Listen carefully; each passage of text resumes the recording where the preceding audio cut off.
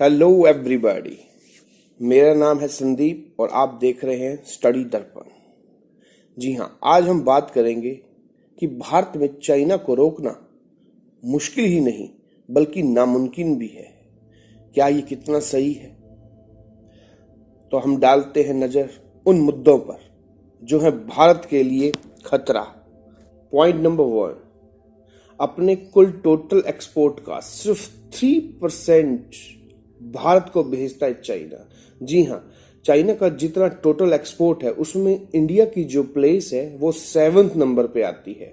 यह भारत में सिर्फ 3% ही अपना माल भेजता है। यही है सबसे बड़ी खास बात। चीन का इंडिया से भी बड़े, जो अगर मैं बात करूं एक्सपोर्टर कंट्रियां हैं, उनमें सबसे बड़े नंबर पे 65 नंबर पे आता है यूएसए।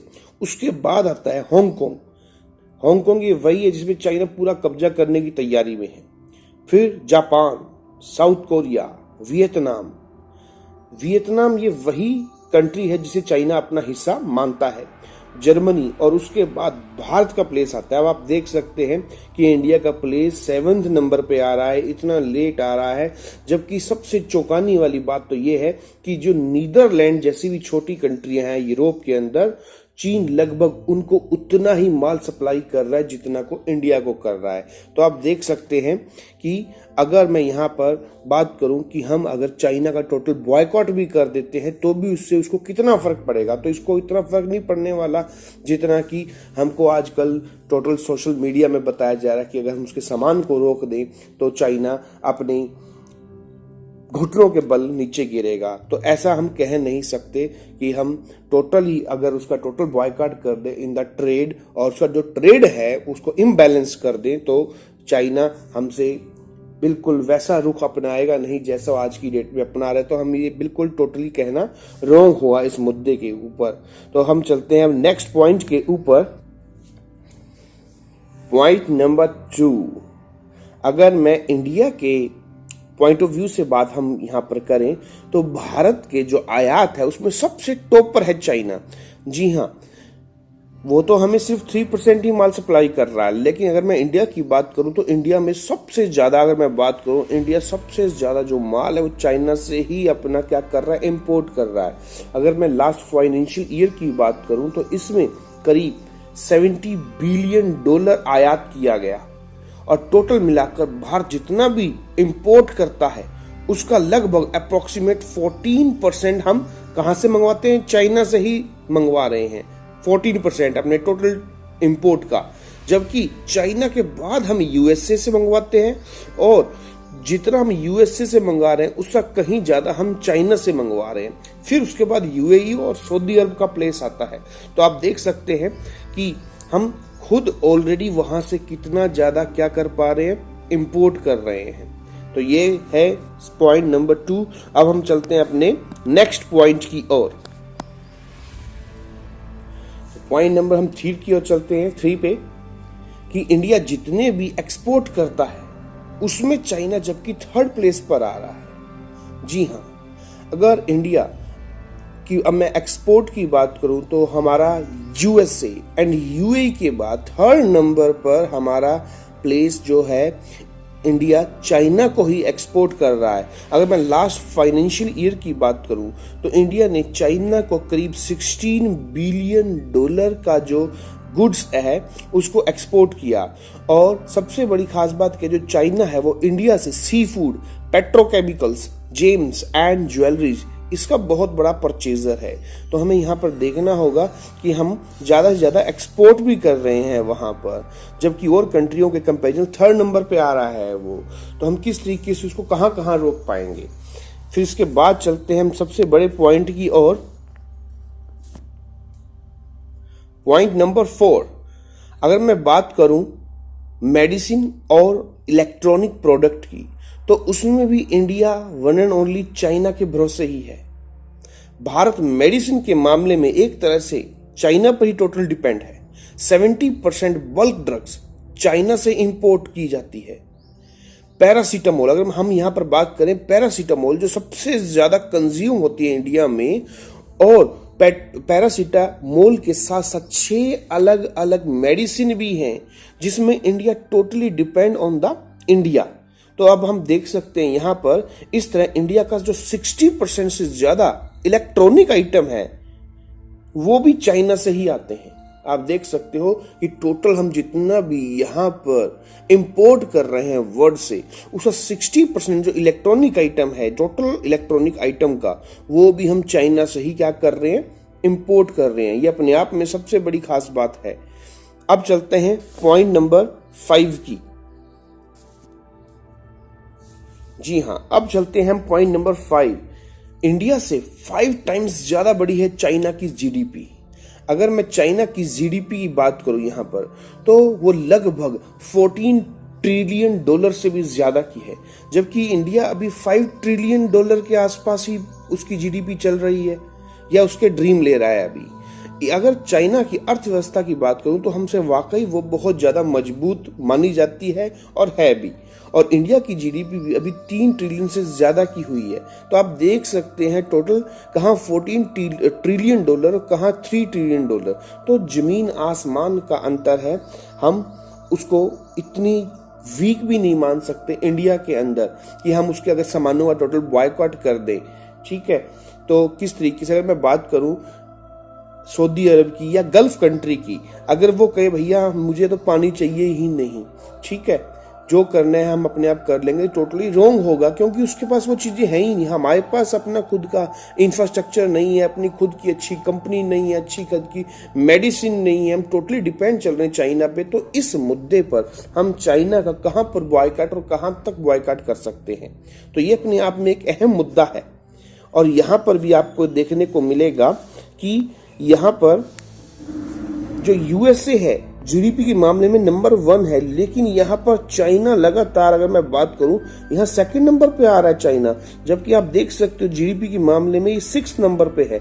आप देख सकते हो कि इंडिया जो है वो टोटली चाइना से कितना पिछड़ा हुआ है यहां पर।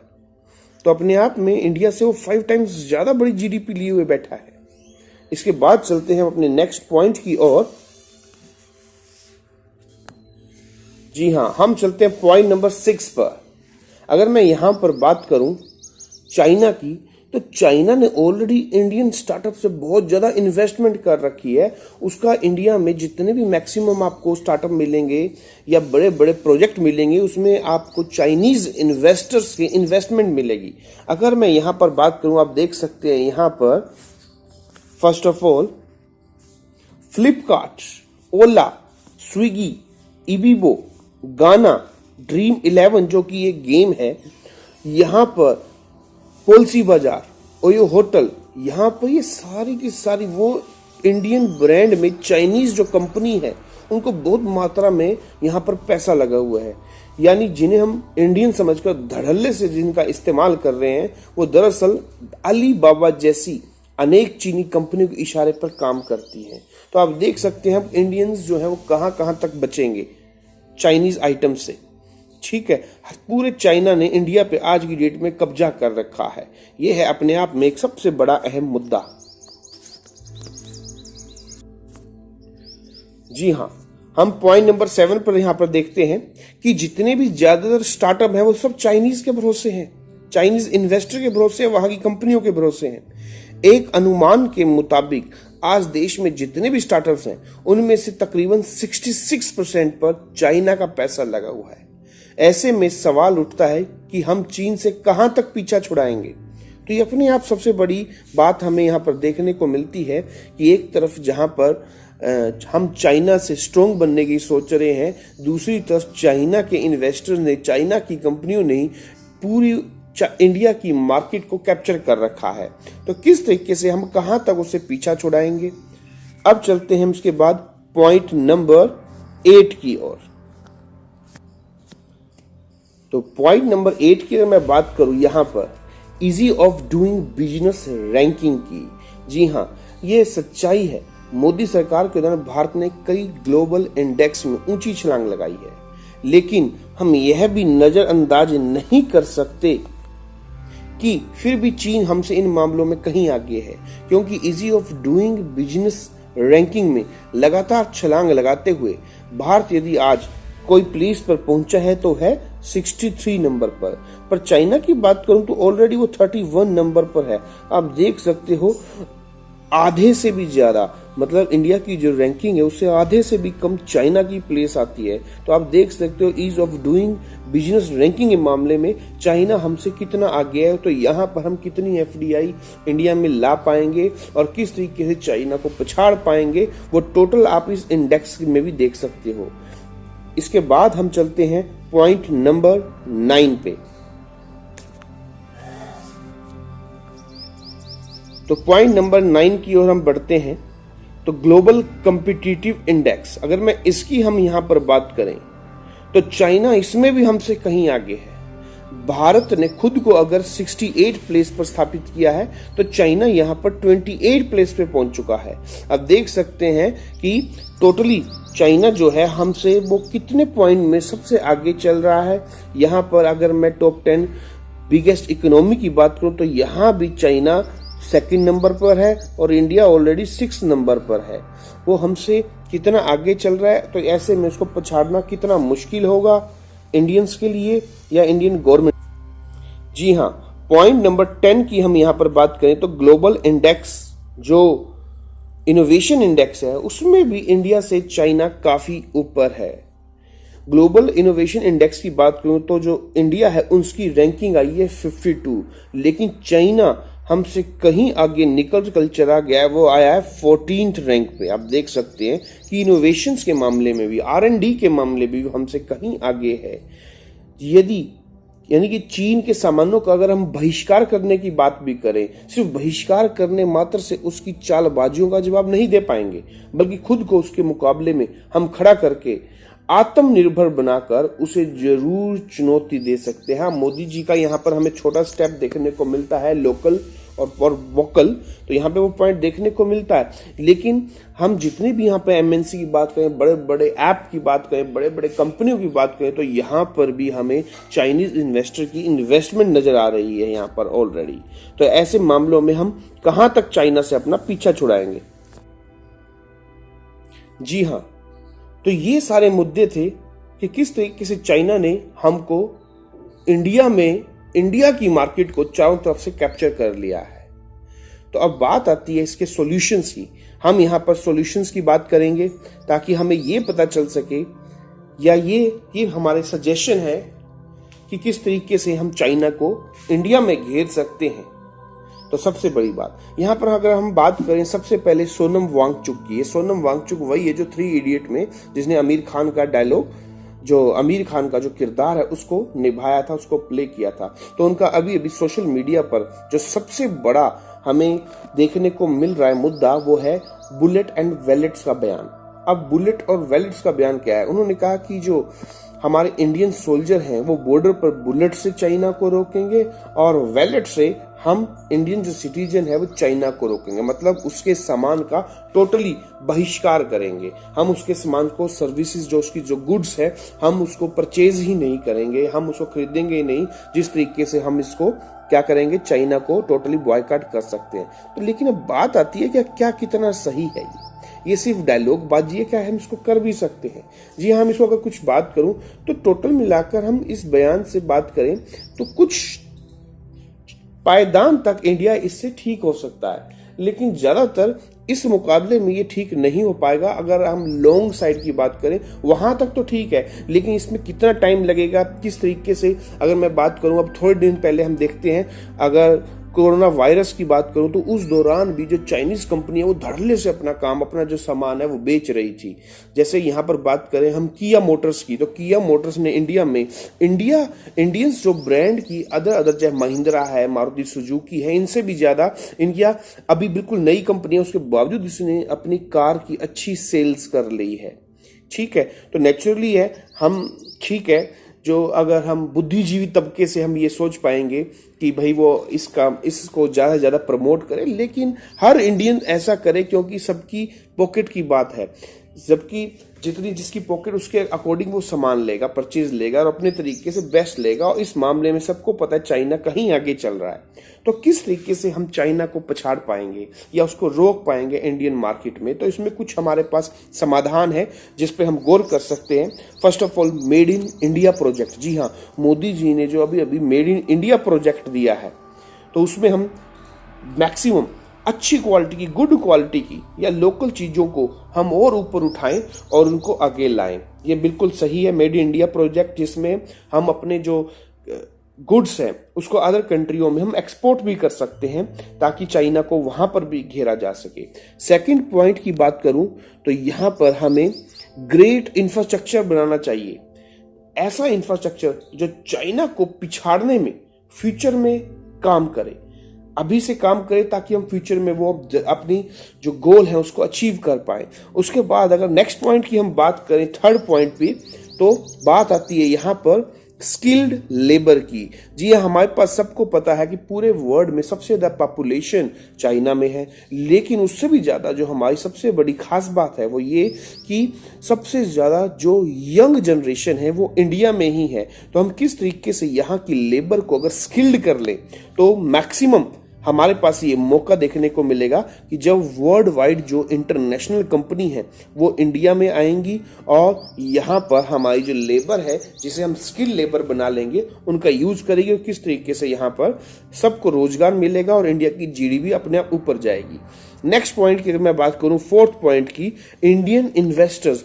जी हाँ, आपको पता होगा मैक्सिमम जो चाइनीज इन्वेस्टर हैं उन्होंने इंडियंस कंपनी में पैसा लगा रखा है या चाइनीज ऐप यहाँ पर काम कर रहे हैं। तो अगर इंडियन इन्वेस्टर यहाँ पर पैसा लगाएं, ठीक है, तो और इंडियन जो स्टार्टअप्स हैं उसको प्रमोट करें, तो हम यहाँ पर भी देख सकते हैं कि यहाँ पर हम बाहरी बंदों को इंडिया में आने से रोक पाएंगे और हमारी जो जीडीपी है वो अपने आप आगे चली जाएगी। नेक्स्ट अगर मैं फिफ्थ पॉइंट की बात करूं, टेक्नोलॉजी। जी हाँ, धीरे धीरे टेक्नोलॉजी के मामले में भी हमको अपने आप को डेवलप करना पड़ेगा, चाहे वो डिफेंस के ऊपर की बात हो और चाहे वो हमारे यहाँ पर लोकल तरीके से बात हो। टेक्नोलॉजी में चाहे वो कम्युनिकेशन, जब बड़ी बड़ी जो हम यहाँ पर फ़ोन की कंपनी जैसे Xiaomi है या अदर्स जो चाइनीज़ कंपनियां हैं वो किस तरीके से यहाँ पर अपनी पैठ बना चुकी है, तो उनके मुकाबले हमें यहाँ पर अपनी बेस्ट क्वालिटी प्रोडक्ट देने होंगे। फिर उसके बाद मैं नेक्स्ट पॉइंट की बात करूं, सिक्स पॉइंट पे, तो कम्युनिकेशन में जो हमारी सबसे बड़ी खास बात है कि कम्युनिकेशन में जियो की अगर मैं बात करूं, जी हाँ, रिलायंस जियो, उसने यूएसए के सेंसेक्स में अभी तक अपना अपना नाम करवाने की बात सोच रहा है। मतलब यूएसए में बहुत पसंद किया जा रहा है जियो कंपनी को, ठीक है, ये भी एक बहुत बड़ी बात है। देखते हैं फ्यूचर में कहाँ तक ये चीजें जाएंगी और किस तरीके से हम आगे बढ़ेंगे। और सबसे बड़ी बात है, हम इंडियन जो गवर्नमेंट है वो ज्यादा से ज्यादा ब्रेन ड्रेन को रोक पाए। जी हाँ, अगर मैं ब्रेन ड्रेन की बात यहां पर करूं,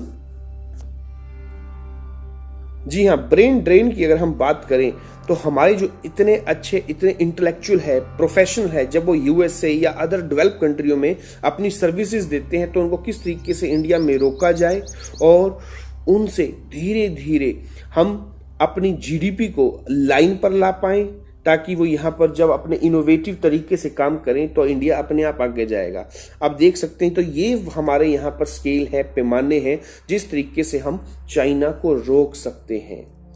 तो ये था सिर्फ यहाँ पर हम सोनम वांगचुक की बात करें, बुलेट एंड वैलेट, ये जो सिर्फ बयान है लेकिन इतना प्रभावी तरीके से यूज नहीं हो पाएगा, ठीक है, ये एक ठीक प्रयास है उनके द्वारा।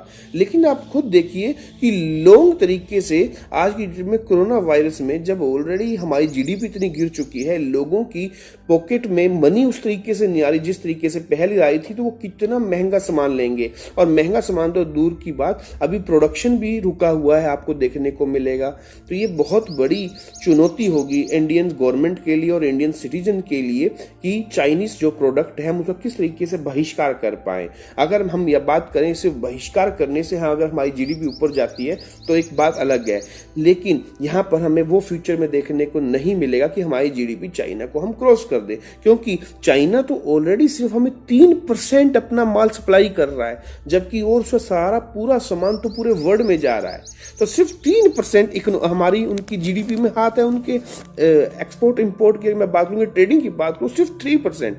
97% माल तो वो अपना अदर कंट्रियों में भेज रहा है। जितना इंडिया में माल वो अपना भेज रहा है उतना मात्र वो नीदरलैंड में भेज देता है। तो इंडिया अगर उसे रोक भी दे, उन्हें रोक भी दे तो भी हम कुछ चाइना का बाल भी बांका नहीं कर पाएंगे। सबसे बड़ी बात ये देखने को मिलती है। फिर बात आती है, मैक्सिमम ये सोचते हैं इंडियन सिटीजन कि सरकार हमें बोलती है कि आप चाइनीज प्रोडक्ट ना लो, तो क्या गवर्नमेंट क्यों ना इसको बंद कर देती।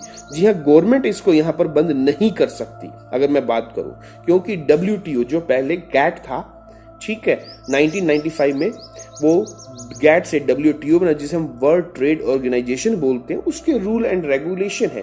कोई भी कंट्री अपने यहाँ इस तरीके से सामान पर, किसी कंट्री के सामान पर पाबंदी नहीं लगा सकती कि भाई वो हमारे यहाँ पर एक्सपोर्ट तो बहुत ज्यादा कर रहे हैं पर हम वहाँ, अगर मैं बात करूँ, हम उनसे उनके यहाँ पर एक्सपोर्ट नहीं कर पा रहे। हम मतलब हम इंपोर्ट तो उनसे बहुत ज्यादा कर रहे हैं लेकिन एक्सपोर्ट नहीं करे, मतलब टोटल ट्रेड डेफिसिट में है। तो सिर्फ ट्रेड डेफिसिट के बेस पर हम किसी कंपनी के सामानों को बैन नहीं कर सकते। हम कुछ छुटपुट टैक्स तो इंक्रीज कर सकते हैं ताकि उन कंपनी के जो प्रोडक्ट है उनको जोर लगे यहाँ पर बिकने में, लेकिन हम उनका टोटली बॉयकॉट नहीं कर सकते। सबसे बड़ी बात यह है।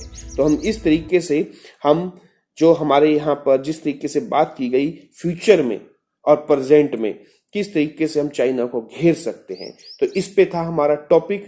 तो आपको सबको कैसा ये टॉपिक लगा जरूर कमेंट कीजिएगा। मिलते हैं हम अपने नेक्स्ट टॉपिक में। तब तक स्टडी दर्पण की ओर से प्यार भरा नमस्कार, सत श्री अकाल, आदाब, बाय।